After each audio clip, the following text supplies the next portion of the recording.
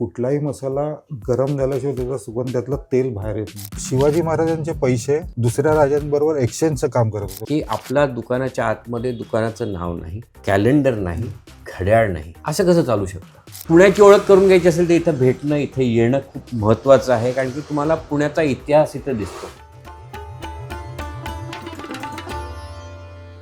जो काही जुन्यांचा आशीर्वाद आहे किंवा नशीबही म्हणत असं ही जागा तशीच मोठी भव्य जागा आहे तिथे. त्याच्यात अगरबत्तीचा व्यवसाय झाला होता याचंही लोकांना फार आश्चर्य वाटतं. आणि ह्या काळाबरोबर पुण्याची परफ्यूमची थॉट प्रोसेस किंवा परफ्यूमचा चॉईस हा बदलत गेलाय का? फार बदलत गेलं आहे.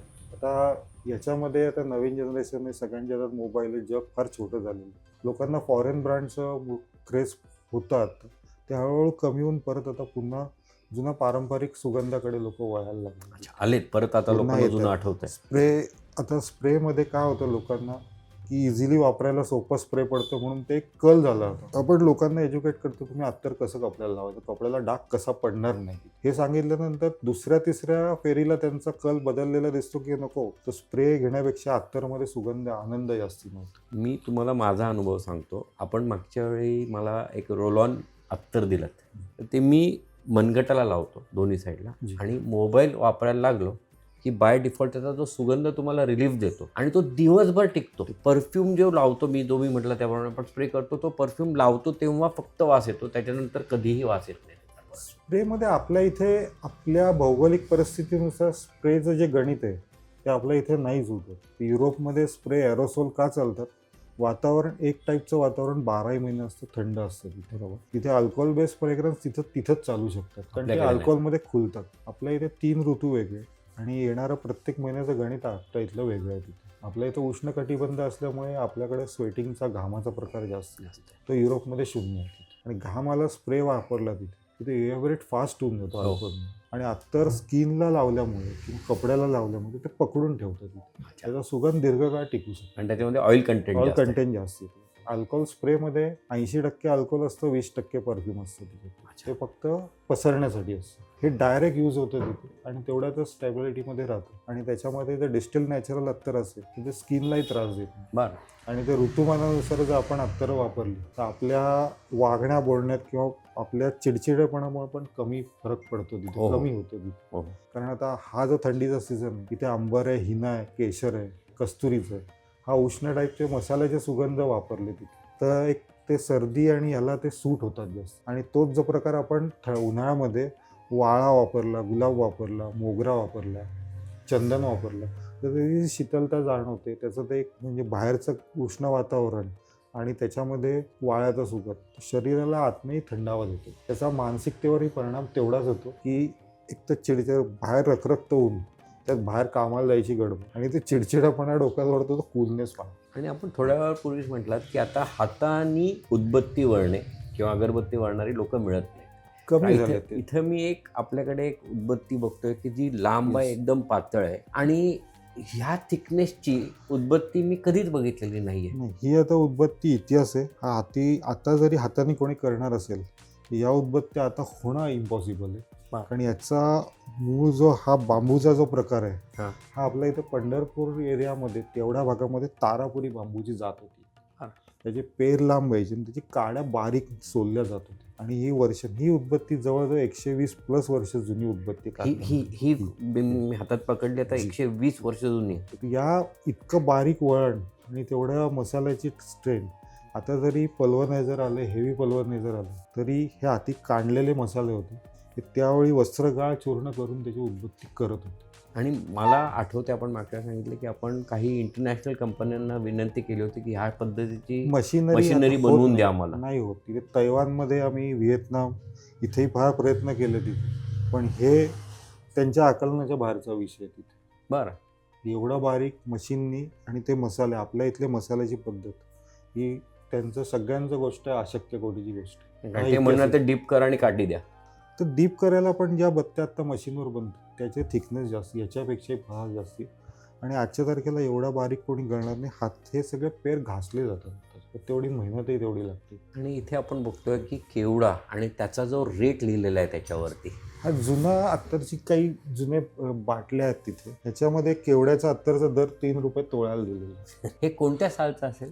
हा 80 ते 60 वर्षाचा जुना त्यावेळेचा रेट असा होता तिथे. अच्छा. आणि आज हाच केवडा काय काय आज हाच रेटला केवढा साधारण किलोच्या भावात बघितलं तर 2.5 ते 3 लाख रुपये किलोच्या आसपास जाऊ शकतो. घेतला? आणि तो तेवढा चांगला ओरिजिनल मिळतो अजूनही? मिळतो. केवढा मिळतो आजही तेवढा. सँडल ऑइलवरती डिस्टिल आता कोणी करत नाही तिथे, कारण सँडल ऑइलचे कॉस्टिंग फार वाढत गेलेले आणि अच्छा. त्याची उपलब्धता कमी झाली. मूळ मुद्दा म्हणजे उपलब्धता कमी झाली त्याची. बाजारात त्याचं मागणी जास्ती आणि त्याची उपलब्धता कमी. आता जेवढे कनौजला वगैरे अत्तर तयार होतात तिथे, तर ते लोक ब्लेंडिंगला सँडलवूड ऑइल करतात. 100% सँडलवूड ऑइलवर डिस्टिल आता कोणी करत नाही, कारण त्याची कॉस्टिंगही परवडत नाही आणि त्याला मालही उपलब्ध नाही. आणि आपण जेव्हा डिस्टिलेशन म्हणतात तर हे जे इथं एक मशीन आहे, छोटं मॉडेल आहे त्याचं मशीन आहे. ही भट्टीवरती हा करायचा जो प्रकार आहे, आजही कनौजला या पद्धतीने काही जुन्या काही नावाजलेल्या फर्म आहेत ज्या आजही चालू आहेत तिथे. बरं.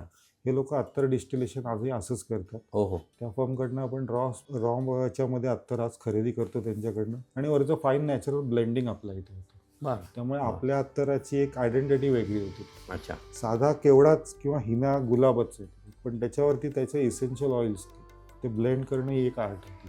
तर अत्तराचा व्यवसाय हा भारतामध्ये अंदाजे किती वर्षांपूर्वी चालू झाला असेल? जे काही माहिती काढली किंवा ऐकून आहे किंवा माहिती आहेत त्याच्यात तिथे, हा आपल्याकडे पूर्वापार अगदी वेदांपर्यंत याचा उल्लेख आहे. बरोबर. अत्तर सुगंधशास्त्र जे आता फ्रेंच आपण म्हणतो की ॲरोमाथेरपी आपल्याकडे पूर्व आयुर्वेदामध्ये पण सांगितलेलं की गंधशास्त्र हे त्यातलं एक वेगळं डिव्हिजन होतं तिथे कालानंतर ते नष्ट झालं तिथे. त्याच्या पुढे कोणी याच्यात गंधशास्त्र म्हणजे परफ्युमरी परफ्युमचा पूर्णपणे अभ्यास व्हायचा तिथे. काष्ठ, मूळ, पत्र म्हणजे पानं, झाडाची साल, फुलाच्या पाकळ्या ह्याच्यापासून अर्क करायचा आणि त्याचा सुगंधी आणि आयुर्वेदामध्ये या दोन्ही पद्धतीत त्याचा उपयोग होता. आपल्या इथे काही परंपरा आहेत, जी वैष्णव परंपरा आहे, आज पंढरपूरच्या विठोबाला येते की ऋतूनुसार अत्तर वाहण्याची पद्धत आहे, त्यांना लावायची पद्धत आहे. तुळस त्यांना 12 महिने लागतील. त्याच्या मागचं कारण आहे की तुळशीच्या ऑइलमध्ये कापूर कंटेंट नॅचरल 80% असतं आणि ते अँटीबायोटिक्स पण आहे तिथे. अच्छा. म्हणजे आधी जे आपण देवाला तिथं तुळशीची माळ घालतो, तिकडलं बाजूचं वातावरण अगदी निर्जंतुकीकरण ज्याला म्हणतो, की आपण आता एअर प्युरिफाय वगैरे वापरतो, ते पहिल्यापासून होत आलेलं. मंदिरातलं वातावरण, घरात पण देवघरात साधारण एक छोटा आपण जर प्रयोग करून बघितला की एक रोज थोडी तुळस आपण देवाच्या फोटो पुढे ठेवली किंवा काही नका नुसती एका जिथनं व्हेंटिलेशन आहे त्या व्हेंटिलेशनमध्ये थोडीशी तुळस तिथं घरात ठेवणं, घरातलं वातावरण बदलून देतं.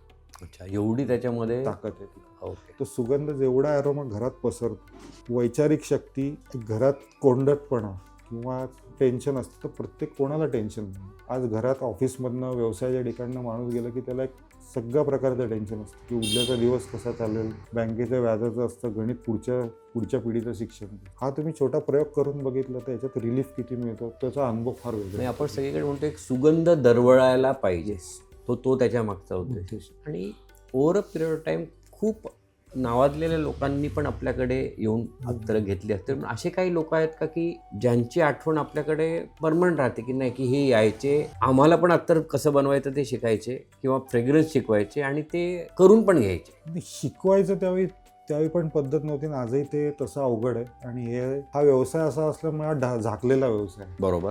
की याचं फॉर्म्युलेशन हे सगळ्यांचं मूळ गणित आहे. त्याचं फॉर्म्युलेशन ओपन झालं की या व्यवसायाची सिक्रेसी संपली सगळी. प्रत्येक पेढी म्हणजे आता अगरबत्तीमध्ये पण घ्या किंवा कनौजच्या अत्तरच्या पेढ्या आहेत, 10 पेढ्या आहेत, पण 10 पेढ्या वेगवेगळ्या गुलाबचंच अत्तर करतात, पण प्रत्येकाचा गुलाबाचा गंध वेगळा. हे त्यांचं फाईन ब्लेंडिंग, त्यांची आयडेंटिटी, ओके, हे त्यांचं फॉर्म्युलेशन. अच्छा. म्हणजे या व्यवसायात फॉर्म्युलेशनला फार महत्त्व आहे. हे पिढी दर पिढी हस्तांतरण होतं. हे कुठनं बाहेरनं विकत आणलं किंवा ह्याच्यातनं होत नाही तिथे. आणि हे घरातल्या पिढीला शिकवलं जातं. त्याच्या व्यतिरिक्त बाहेरच्या लोकांपासून हे लांबच ठेवलं जातं. म्हणजे आता कारखान्याचा किंवा जो लॅबोरेटरीचा भाग आहे, लॅबोरेटरी त्याला नाही म्हणणार, स्टोरेजचा भाग आहे, तिथे घरातल्या व्यक्तींशिवाय दुसरं कोणी जात नाही. तिथे एक निषिद्ध क्षेत्र असतं, त्याच्यात तसंच ते अगदी करेक्ट, तसंच चालू असतं. बरोबर आहे. आजही आमच्याकडे जे आम्ही फॉर्म्युलेशनच्या वह्या असतात सगळ्या तिथे, जिथं ज्या खोलीत ठेवतो तिथे घरातल्या जास्ती व्यक्तींना आम्ही तिथे जाऊनच देत नाही. ती लॉक अँड की माझ्या खिशातच असते. एक फॉर्म्युलेशन, एक सिक्रेसी आमची तिथे. तो आपण बोलताना बालगंधर्व आणि त्यांच्या नाटकावरचं प्रेम आणि त्यांनी केलेले नाटकं आणि ते कसे राजेशाही प्रकारची नाटकं होती, तर त्यांच्याबद्दल बालगंधर्वांबद्दल आपली काही आठवणी किंवा त्यांच्या स्मृती असतील? रेफरन्सेस आहेत तिथे. गायकवाड म्हणून एक गृहस्थ होते, त्यांच्या बरोबर असायचे तिथे. त्यांचा सोन्या चांदीचा व्यवसाय होता असं ऐकून तिथे. बालगंधर्वांसाठी त्यांनी धूप करायचा आग्रह केला होता तिथे, की त्या धुपाबरोबर फुलांचा गंध यावा तिथे. बरोबर. नाटकाच्या नांदीमध्ये फुलांचाही गंध असावा आणि त्याच्याबरोबर धूपही व्हावा तिथे. तर त्यांना बरेचसे 3-4 नमुने करून दिले होते. ते त्याच्यानंतरचा शेवटचा नमुना होता तो पुष्पपराग धूप नावाने केला तिथे. त्याच्याबरोबर त्याच्यामध्ये गुलाबाचा सुगंध आणि काही जिरेनियमचे एक्स्ट्रॅक्शन त्यात यूज केलं आणि त्याच्याबरोबर चंदन आणि धूपही आहे त्याच्यामध्ये. हा त्यांच्यासाठी एक स्पेसिफिक धूप केला होता की तो त्यांच्या कल्पनेत होता तिथे. तो आजही आपण त्याचं उत्पादन करतो, विक्रीसही आहे तो तिथे. तो धूप केला होता. त्याला जिरेनियम आणि रोजचं एक ब्लेंडिंग होतं आणि त्याच्याबरोबर चंदन पावडर आणि धुपाचा गंध होता. तो त्यांना पसंत पडलेला धूप आजही आपण त्याच फॉर्म्युलेशनने बनवतो. अच्छा. आणि त्यांच्यासाठी त्यावेळी स्वित्झर्लंडवरनं काही वॉटर बेस्ड परफ्यूम इम्पोर्ट व्हायचे, त्यांना त्या देत होतो की त्याच्यामध्ये एक सुरंगीचा फ्रेग्रन्स होता, लव्हेंडर होता आणि काही इंग्लिश फुलांची पण सुगंध होती. की ते आत्ता जे लग्नामध्ये पंखे वापरतात, एअर फ्लो पाण्याबरोबर सुगंध बघा, ते त्यावेळी ते वापरत होते. त्यांचा म्हणजे असं एकंदर बघितलं किंवा आत्ता तर त्यांच्यावर जे पिक्चर पण होतात तो बघितल्यावर असं चित्र पुढे येतं की ते खरोखर राजकीय म्हणजे राजेशाही नाटक होतं. सगळ्या पद्धतीने तो म्हणजे ते नाटक त्या जो कोणी बघायला आलेला आहे त्याच्याबरोबर ते घरी पण जायला पाहिजे, त्या पात्रात ते एकरूप झाले पाहिजेत. एकंदर तर असंच वाटतं तिथे, कारण तो पिक्चर बघितल्यावरती असं वाटतं की खरोखर एखाद्या राजाने केलेलं नाटक असं होतं. मध्यंतरीच्या काळ म्हणजे जेव्हा पेढी चालू झाली तिथे तेव्हा यांचा जसं भरभराट होत गेला तिथे, त्याची दखल शनिवारवाड्यात घेतली गेली होती. म्हणजे पुण्याची जी ओळख आहे, पुण्याची एक मोठी ओळख आहे शनिवारवाडा आणि पेशवे आणि पेशव्यांची कारकीर्द. तर निश्चितच आपली पेढी जी आहे ती शनिवारवाड्याच्या बाजूला वसलेली आहे.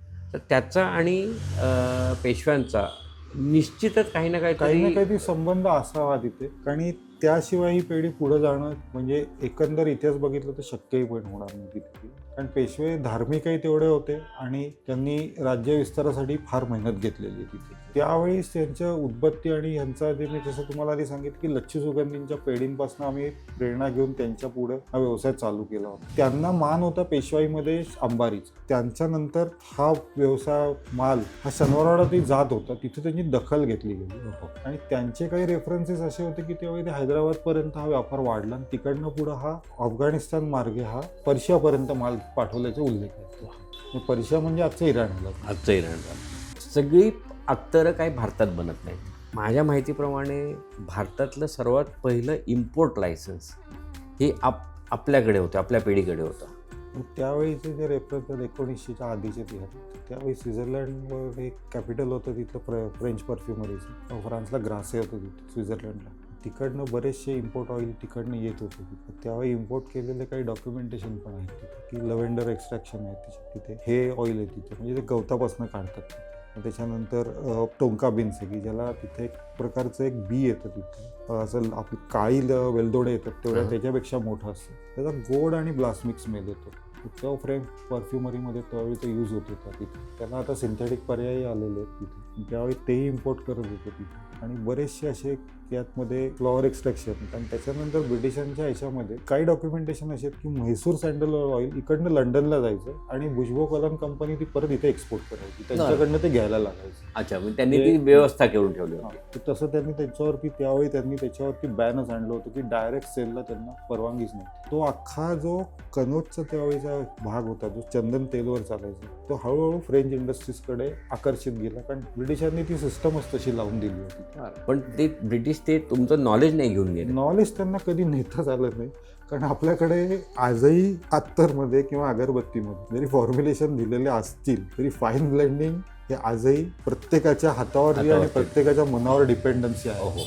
आणि परफ्यूमला नेहमी म्हणतात की 3 नोट्स असतात बेस. त्याच्याबद्दल तुम्ही थोडे आम्हाला माहिती द्या. अत्तरमध्ये किंवा फ्रेंच परफ्यूममध्ये म्हणा की त्याला एक बेस नोट असते की जसं आपण बिल्डिंग बांधताना पाया बांधतो. हो, तो पाया असतो फिक्सेटिव्ह ऑइलचा, म्हणजे त्यात चंदन तेल असो किंवा त्यात पानडीचं तेल असो, देवदारचं तेल असो, ज्याला सीडर ऑइल म्हणतो. हे फिक्सेटिव्ह आमरेट सीड ऑइल असतं की ज्याला तो अंबरसारखा सुगंध येतो. हे हिमालयातमध्ये एक वनस्पती होती त्याला आमरेट सीड ऑइल्स म्हणतात तिथे. किंवा एक कस्तुरी भेंडी तयार होते, कारण कोकण ते गोवा पद्धतीमध्ये ती काळ्या कलरची भेंडी होती, तिथे ती भाजी म्हणूनही वापरतो, पण त्याच्या बिया सुगंधाला अत्यंत अप्रतिम असतात की त्याचा सुगंध अंबरसारखा येतो.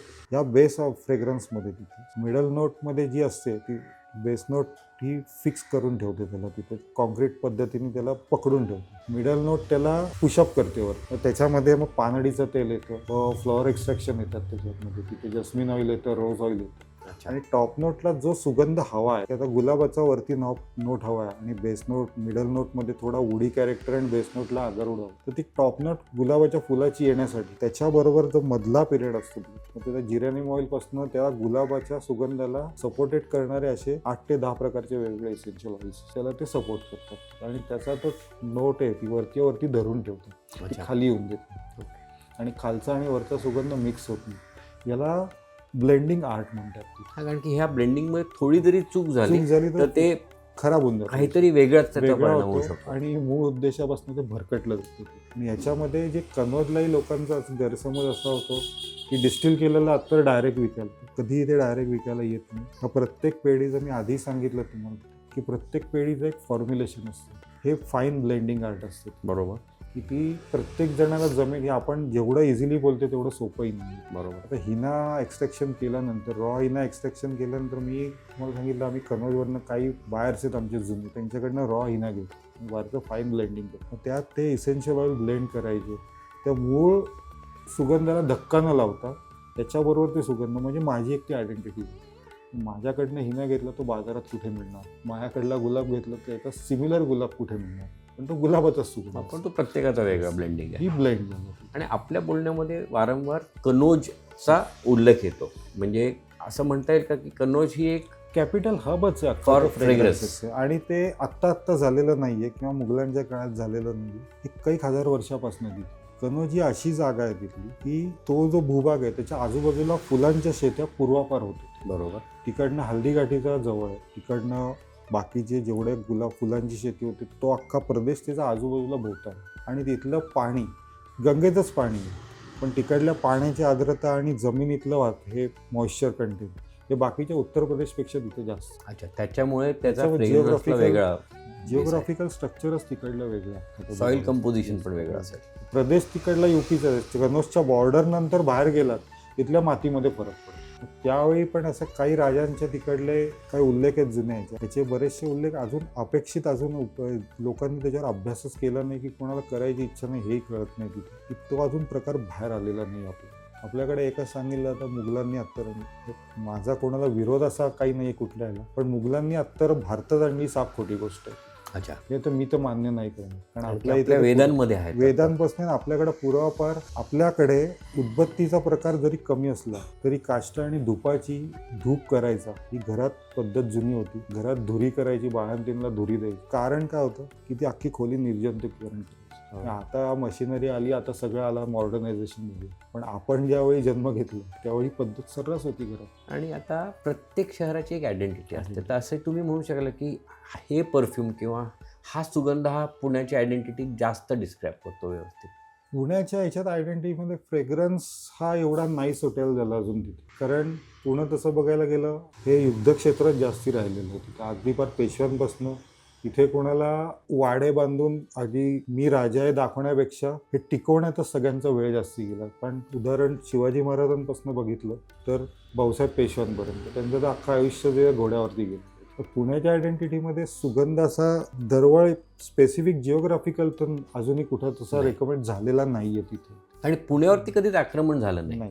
आक्रमण झालं नाही, पण इकडनं सगळ्या सूत्र इकडनं हल्लेली आहेत. गड किल्ले परिसर बघितलं तर पुण्याच्या आजूबाजूला फार जास्त आहेत. फार अगदी सिंहगडपासून कोकणपर्यंत किल्ले जास्त आहेत. भाऊसाहेबांपासून इकडनं त्यांनी फार अटक पार झेंडे इकडनंच गाळले, इकडनं सूत्र इकडनं हल्लेली. म्हणजे बाकीच्या गोष्टींपेक्षा इथे राजकीय घडामोडी फार जास्ती झालेली. आता जे कसबा गणपतीचाही शेंदूर पूर्ण जीर्णोद्धार झाला तिथे, त्यानंतर एक नवीन इतिहास कळालेला आहे. तिथं आधी माहिती नव्हतं, ज्ञातही नव्हतं तिथं. हो. काही गोष्टी ऐकीव होत्या पण त्या आता कळायला लागल्या. तसंच इथे नागेश्वराचं मंदिर आहे महादेवाचं, ते असं म्हणतात की ते शतकाच्या आधीचं मंदिर आहे तिथे, त्याचे काही रेफरन्सेस आहेत. तर अशा बऱ्याचशा अज्ञात गोष्टी पुण्यात फार आहेत. पुण्याबद्दल आपल्याला पर्सनली पुण्याबद्दल काय गोष्टी खूप आवडते किंवा काही गोष्टी बिलकुल आवडत नाही? पेठांमधनं गल्लीबोळातनं फिरणं, शॉर्टकटनी फिरणं हा छंद आहे तिथे. आणि जेवढं आता मॉडर्नायझेशन झालंय तिथे त्याला विरोध तर नाही, पण ते नावडती गोष्ट आहे. जे जुना बघितलेलं आहे तिथे ते अजूनही इच्छा आहे की ते तसंच असावं तिथे. भले मॉडर्नायझेशन होणार, सगळं होणार, पण जुनं सांभाळून पण नवीन मॉडर्न करता येतं. याचे बरेचसे उदाहरण आहेत. राजस्थानपासून सगळीकडे किल्ले आहेत, त्याचे हॉटेल रूपांतर, अशा बऱ्याचशा गोष्टी, पण ते बोलून तर शक्य नाही. आता पेठांमध्ये बिल्डिंगचं प्रस्थ वाढत गेले, जुने वाडे कमी झाले. हे तसंच ठेवल्यामुळे लोकांचं आकर्षणाचं केंद्रबिंदू झालेलं. खरी गोष्ट आहे, पण हे किती वर्ष अजून टिकेल असं वाटतं आपल्याला? जोपर्यंत शक्य आहे. आजही पुढच्या पिढीला त्यात इंटरेस्ट, आपण जर त्यांना सवय लागली तर पुढे ती लागू शकते. आपणच दुर्लक्ष केलं तर पुढची पिढी त्यात इंटरेस्ट घेणार नाही. कारण त्या वस्तूचं महत्त्व जोपर्यंत आपण सांगत नाही तोपर्यंत ते त्यांनाही कळणार नाही. जेव्हा आपण 6वी जनरेशन म्हणजे आपल्या 5व्या जनरेशननी आपल्याकडे हँडओव्हर केला व्यवसाय, जेव्हा आपण व्यवसायात जॉईन केलं तर त्याच्या आधीच्या किती पिढ्या त्या व्यवसायात होत्या ज्यांच्याबरोबर तुम्ही काम केलं? तसा योग फार कमी आला. माझं जन्म 73चा आहे, माझे आजोबा गेले 78 साली तिथे. माझे वडील गेले त्यांच्या 48व्या वर्षी. 91 मध्ये माझे वडील गेले. तसं आमच्याकडे एज ग्रुप फार कमी राहिलेला आहे तिथे. पंजोबा गेले, वडील 6 वर्षाचे होते फक्त. हे आमच्या पिढी दर पिढी चालत आहे. आणि म्हणजे त्याच्यामुळे फॉर्च्युनेटली, कारण की तुमच्या फॅमिलीचा बँकिंगचा बॅकग्राऊंड असल्यामुळे आणि डॉक्युमेंटेशनची सवय असल्यामुळे तुम्हाला हा वारसा पुढे ट्रान्सफर करणं रिलेटिव्हली सोपं झालं. कारण जुने घरं होती, जागा भरपूर होत्या, डॉक्युमेंटेशन होते. त्यानंतर क्युरियोसिटी झाली. शाळेतले काही विद्यार्थी मित्र होते, इतिहासात त्यांनी पुढे एमफिल केलं, त्यात ते रमले. त्यांच्यामुळे पण ही सवय लागली तिथे की आपल्या घरात पण काहीतरी असू शकेल. आणि आता डिजिटल जग आहे, तर त्याच्यामध्ये आत्ताचा जेवढा तुम्हाला इतिहास माहिती आहे तो तुम्ही प्रिझर्व्ह करण्यासाठी तुमच्या व्यवसायाचा इतिहास, तुमच्या फॅमिलीचा इतिहास आणि त्याच्याचबरोबर पुण्याचाही इतिहास तो डॉक्युमेंट करून प्रिझर्व्ह करण्यासाठी आपण काही वेगळी मेहनत करता का? थोडे प्रयत्न चालू आहेत त्या बाजूत. जेवढे काही डॉक्युमेंटेशन आहेत, आमचे मित्र आहेत, अमोघ वैद्य आहेत, एक राज मेमण आहेत, त्यांच्याबरोबर ते पुस्तक परत लिहून काढायचा एक प्रकार चालू आहे तिथे. की जेवढे उपलब्ध आहेत त्याच्यात ते पण त्याचा इतिहास, त्यात त्यांची सत्यता पडताळून पाहून ते पण तेवढीच मदत करतात तिथे. आणखी मी आपल्याकडे बघितलं की 1900 सालचे पोस्टकार्ड किंवा आपल्या फॅमिलीचे बद्दल माहिती असलेलं पुस्तक, अशा सगळ्या गोष्टी आपण खूप छानपणे प्रिझर्व्ह केलेल्या आहेत. मूळ उद्देश एक उल्लेख असा आहे तिथे अजून अगरबत्तीमध्ये की चिमणाबाई गायकवाड आमचं एक जुनं प्रस्थ आणि त्यावेळीचं मोठं प्रस्थ होतं. बडोद्याचे गायकवाड फॅमिली, ते आमची उदबत्ती त्यावेळीचं जुनं गिरं. त्यांच्यासाठी चांदीची ट्यूबही बनवली होती. तर त्यांना ती राजदरबारी उदबत्ती चांदीच्या नळीत दरवेळी नवीन नळीमध्ये जायची. तेही बरेचसे रेफरन्स आहेत. आज गायकवाड पॅलेसमध्ये पण चांदीच्या ट्यूब उपलब्ध आहेत तिथे, त्यांनी त्यांच्या शोकेसमध्ये ठेवलेल्या आहेत. त्यातली एक ट्यूब आपण आपल्याकडे पण आहे तिथे, की ज्याच्यामध्ये ती उदबत्ती त्यांना पाठवली जायची, म्हणजे कागदामध्ये किंवा बाकी कशातच नाही, चांदीच्या.